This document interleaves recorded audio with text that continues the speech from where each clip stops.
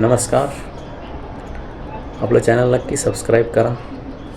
देवाच्या आडून काय चाललं आहे महाराष्ट्रामध्ये, असा एक सवाल आता उपस्थित होऊ लागला आहे. तुळजापूरमधील मंदिरामध्ये पुजाऱ्यांनीच ड्रगची तस्करी केली अशी एक बातमी आता समोर आलेली आहे. आणि यामध्ये काही पुजारी ड्रग्स तस्करी करताना पकडले गेले आहेत आणि त्यांचं राजकीय कलेक्शन असल्याचंही नुकताच एका आमदाराने उल्लेख केलेला आहे. त्यामुळे पुजारी हा बदनाम झालेला आहे. देवाच्या आडून असं घृणास्पद कृत्य होतं आहे.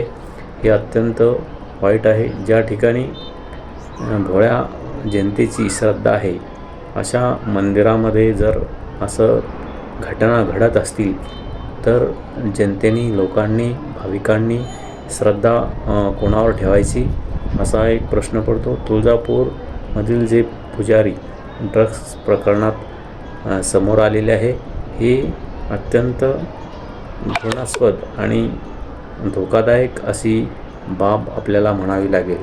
धन्यवाद.